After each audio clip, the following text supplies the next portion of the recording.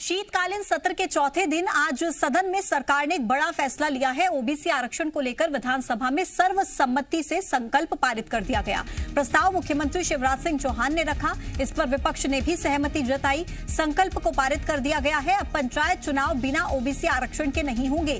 इसके पहले सदन की कार्यवाही शुरू होते ही नेता प्रतिपक्ष कमलनाथ ने पंचायत चुनाव में ओबीसी आरक्षण का मामला उठाया था। उन्होंने आरोप लगाया था कि पंचायत चुनाव में राज्य निर्वाचन आयोग तरह तरह के आदेश जारी कर रहा है, ये उचित नहीं है। सरकार को स्थिति स्पष्ट करनी चाहिए। इसके जवाब में संसदीय कार्य मंत्री डॉक्टर नरोत्तम मिश्रा ने कहा कि सरकार ने सुप्रीम कोर्ट में याचिका दायर कर दी है, इसके लिए जल्द ही सुनवाई की तारीख ली जाएगी, जिस पर विपक्ष ने हंगामा किया। फिर इसके चलते विधानसभा की कार्यवाही बाधित हुई। फिलहाल मध्य प्रदेश विधानसभा की कार्यवाही कल तक के लिए स्थगित कर दी गई है। पंचायत चुनाव में कांग्रेस ने महापाप किया।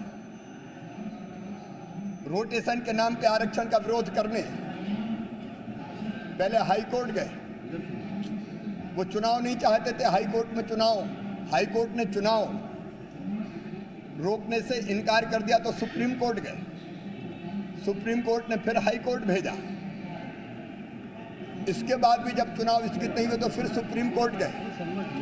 कांग्रेस का चुनाव था, कांग्रेस का प्रयास था एन कैन प्रकारेण चुनाव ना हो और ओबीसी को आरक्षण का लाभ ना मिले।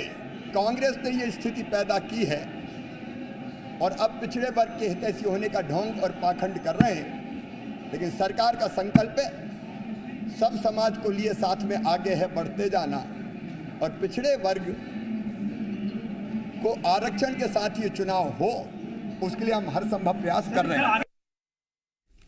और इसी के साथ आपको बता दें कि पंचायत चुनाव में ओबीसी आरक्षण के मुद्दे पर आज विधानसभा में भी जमकर हंगामा हुआ है। मध्य प्रदेश विधानसभा की कार्यवाही शुरू होते ही नेता प्रतिपक्ष कमलनाथ ने ओबीसी आरक्षण का मुद्दा उठाया था। कमलनाथ ने कहा कि 1.5 साल तक सरकार ने क्या किया, सरकार ने पंचायत चुनाव नहीं करवाया, जबकि कोविड काल में विधानसभा उपचुनाव हुए हैं। कमलनाथ ने सरकार की मंशा पर सवाल उठाए।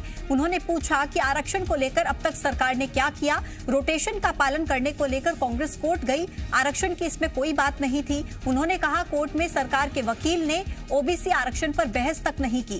कहा कि कांग्रेस परिसीमन आरक्षण और रोटेशन के पालन के बिना चुनाव नहीं चाहती थी। अगर ऐसा हुआ तो कांग्रेस सड़कों पर जाएगी। कमलनाथ ने यह भी कहा कि अगर सरकार ओबीसी परिसीमन और आरक्षण के पक्ष में थी तो अध्यादेश लेकर आती।